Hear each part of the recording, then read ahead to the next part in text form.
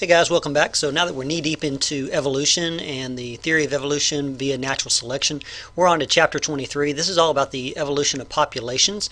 And so we're going to be talking a little bit larger scale about how populations evolve and change over time.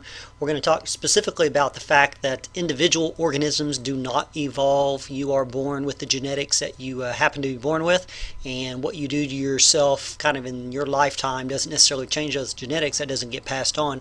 So evolution doesn't occur at the individual organism level. It occurs at the population level, and we'll talk about that a little bit more. Also, when we talk about population evolution or population genetics, which is kind of another word for what we're going to be discussing, there is, you're in luck, a little bit of math involved with something called the Hardy-Weinberg equation, and so we'll get to that a little bit later. So here we are, chapter 23, the evolution of populations. We'll get started in just 1 second. We start with a brief overview for the chapter. It says the smallest unit of evolution, and it talks about that one misconception that I just mentioned. Some people believe that individual organisms evolve during their lifetimes, but that's not really an accurate way of thinking about evolution or an accurate scientific idea. Natural selection does act on individuals. It does affect an individual's particular survival and reproductive rate, but that individual cannot change its genetics during its lifetime. And since evolution is all about a change in genetics, well, then we can say that only populations evolve. Now, natural selection, like I said, does play a role in the life of every individual organism as far as how long they survive and whether or not they reproduce, but it does nothing to cause that creature to evolve because there is no genetic change once that creature is born. So, and it gives a good example in the textbook. It says, consider, for example, a population of medium ground finches, which is a type of bird, on Daphne Major Island. And Daphne Major is one of the islands of the Galapagos chain. It's been studied for quite some time now, even since Darwin on up to the present day. And it says at this particular island called Daphne Major there was a drought, a very severe drought, and during the drought large beaked birds were more likely to survive because the drought left, for the most part, only tough large seeds behind. So during a drought large beaked birds were more likely to crack large seeds and survive. And because of the drought, the smaller, softer seeds tended to become very scarce. And the finch population evolved by natural selection. This particular drought occurred in 1977, and on that particular island there was approximately 1,200 birds of this particular species, and after the drought there was only about 180 of them that survived. So you can see that the selective pressure, the natural selection pressure, was very extreme in this particular case. Here we have one of these finches that we're talking about right here, cute little guy. And the question is this finch right here, this one that you're looking at, is he evolving, that one finch? And the answer is no. That particular individual cannot evolve because his genetics are set at birth, but his population did and does continue to evolve according to whatever environmental pressures that they're facing. And they give a nice graph in the book there where it shows the average beak depth, which would kind of be like basically you can imagine the size of the beak as far as depth from top to bottom there. And it says in 1976 and 1978, and you can see that the average beak depth for the population increased because of the drought. And that what that means is that the birds didn't sit there and think to themselves, man, I wish I had a larger beak so I could crack harder nuts. That's not the way it works. Nature doesn't give the creature what they want or what they need, but there is variation in the population, and those who happen to have the larger, deeper beaks were better off, survived, reproduced, and so you have a slow change in the population genetically toward a larger or deeper beak. This type of change with the finches that you just looked at is best called microevolution. Microevolution is the smallest scale of evolution. It's a change in allele frequencies in a population over generations. And we could think about, say, microevolution as being the letters of the alphabet, and then macroevolution as being sentences, and then the largest scale of evolution, speciation, as being novels. These are all basically a continuum of each other. In reality, there is no such thing but microevolution, but microevolution over tremendous amounts of time, millions of years, adds up to speciation and enormous changes. So microevolution is a change in allele frequency in a population over generations, and we're going to talk about in this chapter 3 basic mechanisms that cause this change. One of those is natural selection, which we've already mentioned a little bit about, and then there are two others we're going to kind of focus in on: genetic drift and gene flow. And then of course mutations also, we've already mentioned a bit about. Mutations can cause changes as well. Only natural selection, we're going to find, causes what we call adaptive evolution, and that is consistently improving the match between organisms and their current environment. So let's go ahead and dive in with our first particular section of this chapter Concept 23.1, Chapter 23, Genetic Variation Makes Evolution Possible. Variation in heritable traits is a prerequisite for evolution. For evolution to occur, you have to have variety within the population, and some of that variety has to be heritable. In other words, it has to be passed on via genetics. Genetic variation is kind of the raw material, the building blocks upon which natural selection works. If you think back last semester when we were discussing Gregor Mendel and his pea plants, his work on the pea plants provided evidence of discrete heritable units, which we now call genes. Remember, Mendel called them factors. And it's really too bad that Darwin was unaware of Mendel's work at the time. Both Darwin and Mendel were contemporaries of each other. They were alive at the same time, and they were both doing work, but they were really unaware of each other. They didn't know the work that the other was doing. If they had been able to get together and compare the pieces of information that they both were working on, they both would have probably seen some great insights in their own time. Now, of course, we have taken what Mendel taught us and what Darwin taught us, we've put those two together, but it would have been really nice for those individuals who spent a large portion of their life working on these problems to get the same benefit that we now have. This genetic variation that we're talking about among individuals, we know it's caused by differences in the genes, which of course means differences in DNA segments. We know a couple of words we've already mentioned before: phenotype and genotype. Genotype is the actual genetic sequence that we're talking about. Phenotype is what do you see. Phenotype is the product of the inherited genotype and environmental influences. Oftentimes phenotype is a visible trait like hair color, but it can include traits you don't really see, sort of like on the molecular level, like blood type or something to that effect. Natural selection can only act on variation with a genetic component. So variation that cannot be passed on really is not something that natural selection can act on over time if those traits can't be passed on to offspring. A good example of phenotype and environment and how that works together is, for example, a bodybuilder uses environmental influences to change their phenotype. But that component, that going to the gym every day and lifting weights and growing those larger muscles, that portion, that going to the gym portion, that environmental component, is not genetically passed on to their offspring and thus offers no natural selection advantage.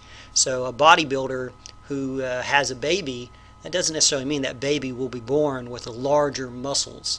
Now the genetics that maybe assists that bodybuilder, because for example there are different people who have different genetics, and some of those people are more easily muscle builders and able to bulk up their body. That genetic component can get passed on. But say for example if you go to the gym 5 times a week for 10 years and you become Mr. Universe, that doesn't mean your baby is going to be born with ripped muscles. He's going to be born looking pretty much just like any other human baby.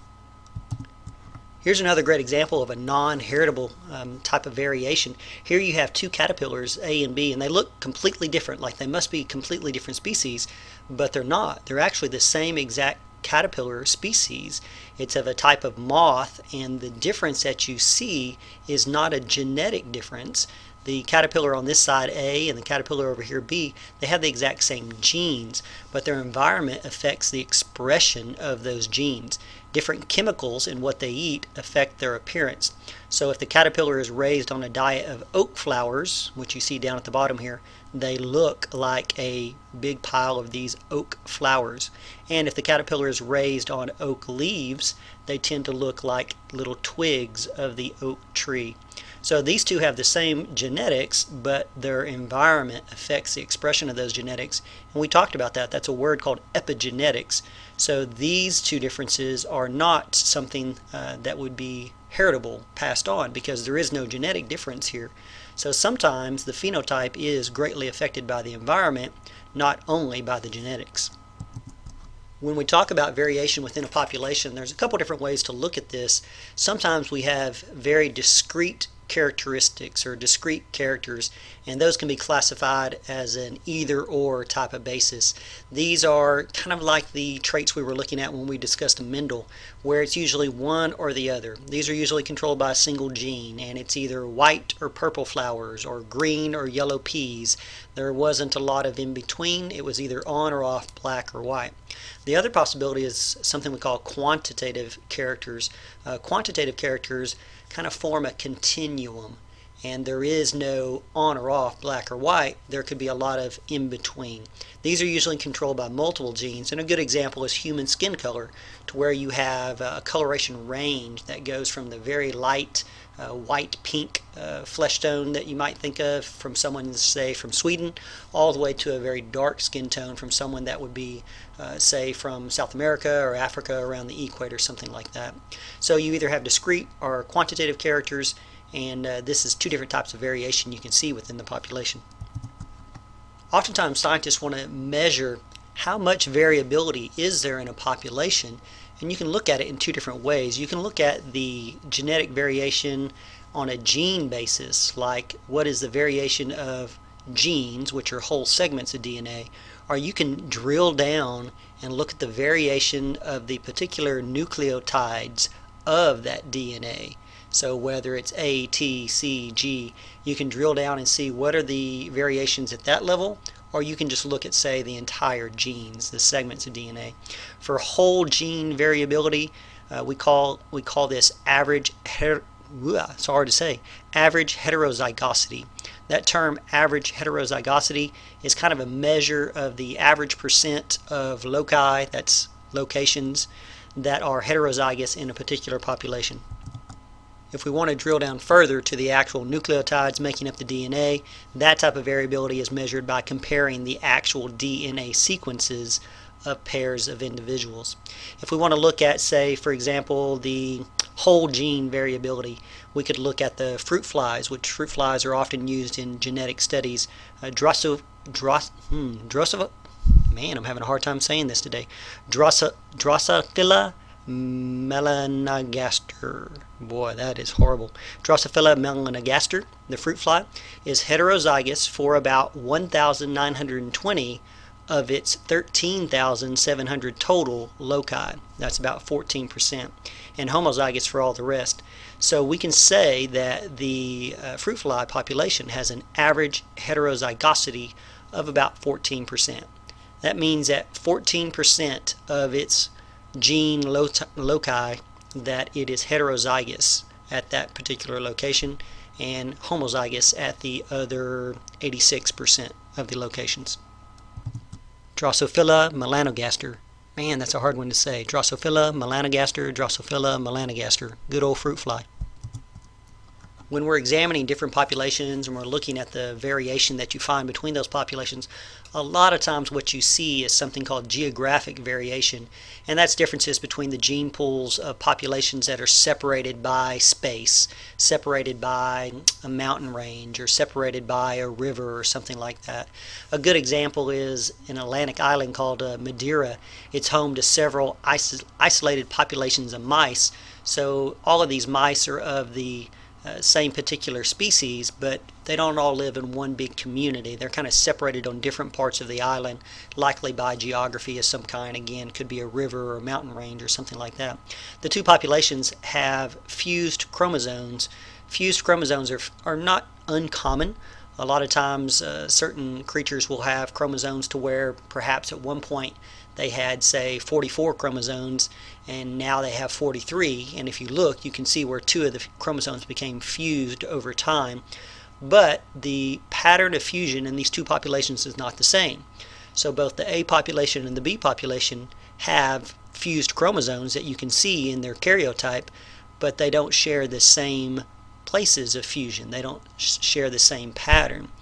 And because of this fusion, there's no loss of genetic information, so you're not going to see any phenotype differences. They all have actually the same genetics, but their genes are just joined together in different places. But really you wouldn't see any difference if you just looked at them, because you don't have really any difference in the genotypes. So this chromosomal variation among populations is due to what we call drift, not natural selection. Because there are no differences between the two groups, natural selection can't really cause this change or difference.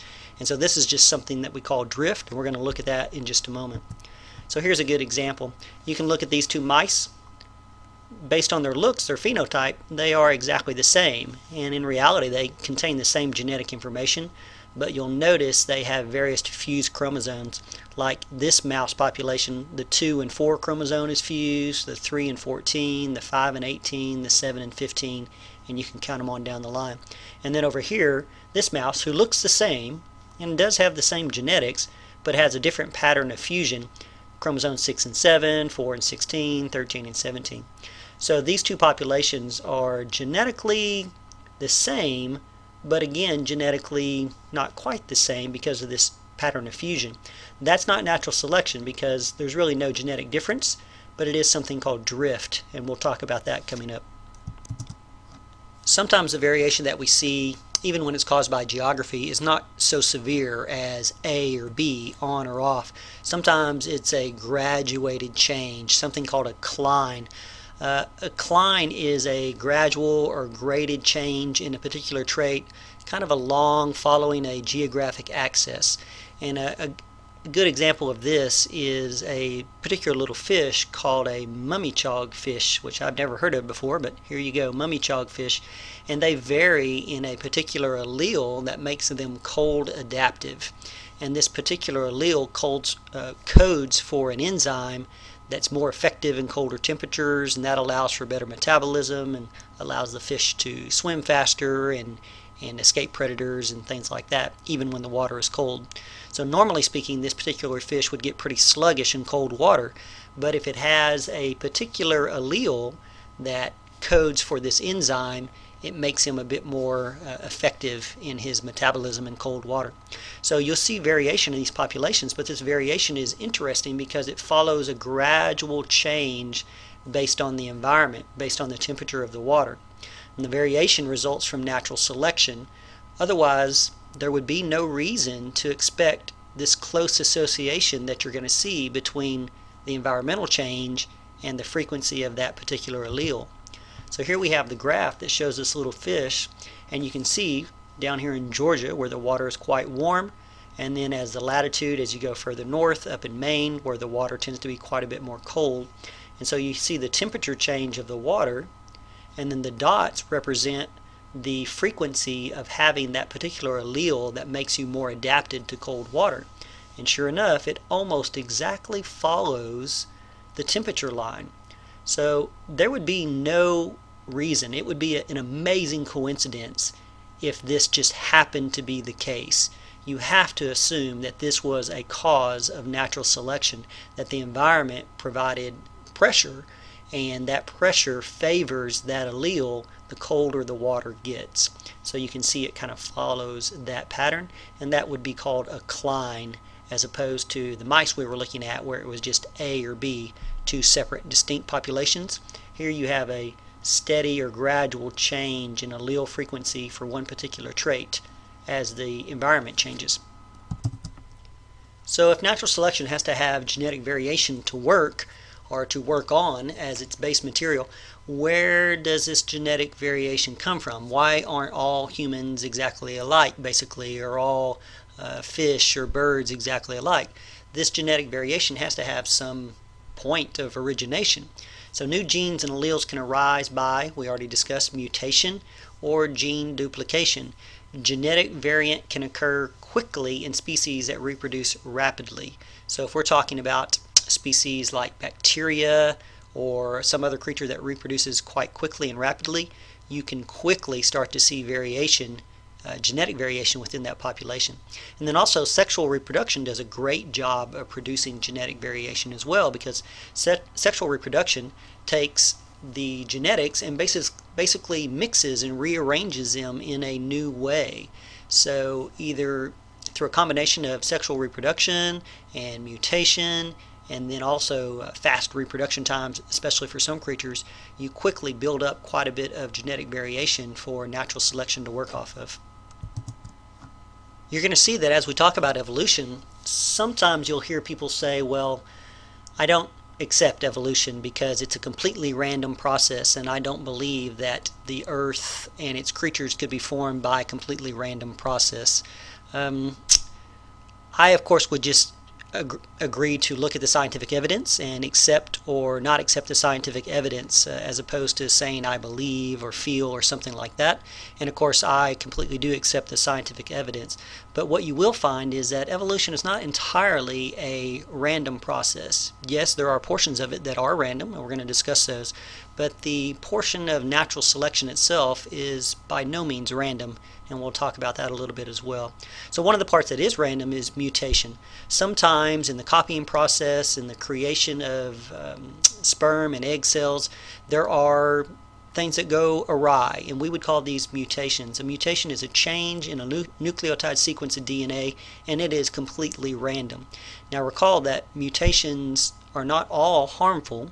When you hear the word mutation, usually you think that's a bad thing, and most likely it is.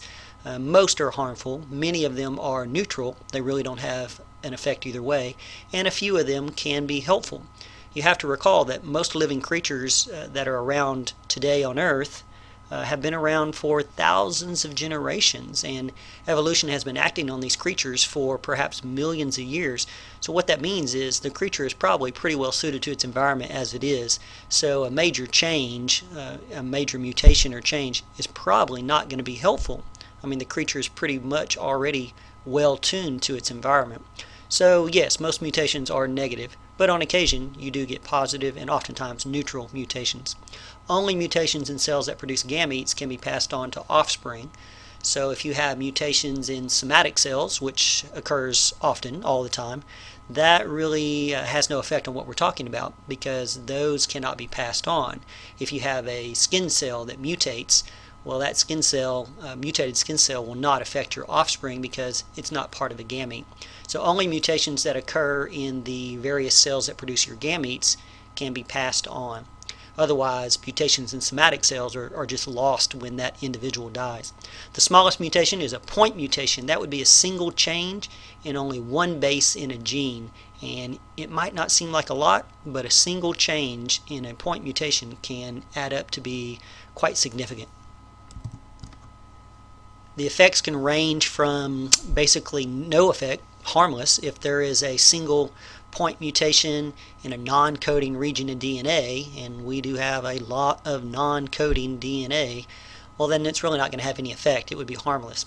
Mutations to genes can be neutral because there is a lot of redundancy in the genetic code, so if one portion gets knocked out, that doesn't necessarily mean it's going to be bad because there are many portions that kind of overlap or are redundant. Mutations that result in a change in protein production are often harmful.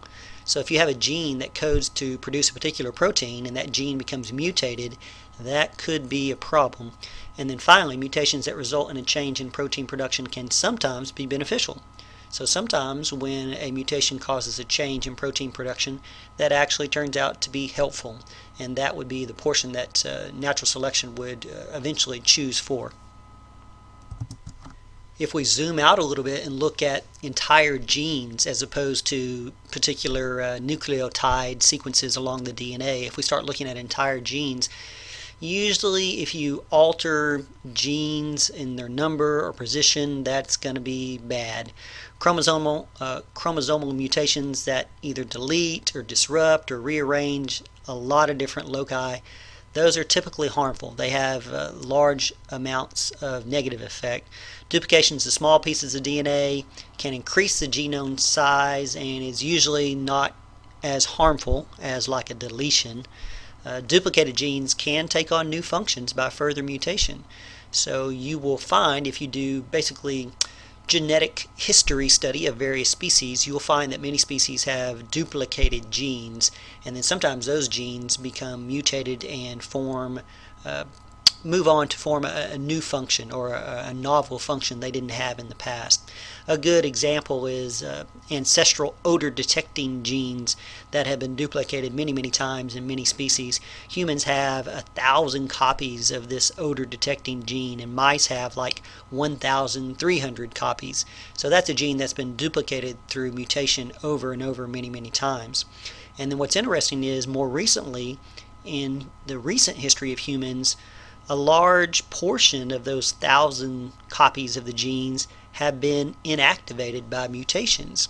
So although our genetic code did end up duplicating this gene, often now those genetic duplicates have been inactivated.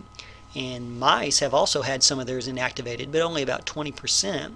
So since mutation rates in humans and mice are similar, this is probably due to the fact that a strong sense of smell is more important to the survival of a mouse than it is to a human. So whereas mice have only lost about 20% of this duplicated odor detecting gene, we've lost about 60% due to mutations. And again, that would indicate that natural selection favors mice that have a better sense of smell as opposed to humans. Sniffing is more important to mice than it is to men, apparently. We mentioned rapid reproduction. There's another good example, or another good way that genetic variation arises. Mutation rates are fairly low in animals and plants. I mean, if you look at the number of DNA sequences and the number of sperm and egg cells that are created, the mutation rates are actually fairly low. The average is about 1 mutation in every 100,000 genes per generation. So you would say that's fairly low.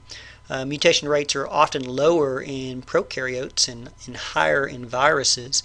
So even though mutation rates are low, they do begin to build up over time, especially if you have short generation spans. You still get an enormous amount of genetic variety over a fairly short time span. And a good example is like the AIDS virus. So a virus which has an extremely fast generation span of only about, say, 2 days, rapid mutation means possible rapid accumulation of drug resistance, and that's what we've seen in viruses like HIV, where one particular medication cannot knock out the virus in a human body because there is so much genetic variety amongst the virus that it takes a cocktail of 2, 3, 4, 5 different types of drugs to try to knock it all back and down to any sort of a major degree. Last but not least, we've already talked a little bit last semester about sexual reproduction and meiosis. Sexual reproduction shuffles existing alleles into new combinations, so that's a huge source of genetic variety. In organisms that reproduce sexually, recombination of alleles is more important than mutation in producing the genetic differences that make adaptation possible. So recombination occurs every time meiosis occurs, and mutations don't occur that often. So in sexually reproducing creatures, it's that recombination of alleles that we discussed last semester that turns out to be more important in providing this variety. The 3 things that provide that variety in sexually reproducing creatures: independent assortment of chromosomes, we discussed that last semester; crossing over, that's that recombination that we're discussing; and then random fertilization. Basically, it's random as to which egg and sperm are going to be united to form a zygote. So all of those combined together produce enormous amounts of genetic variety.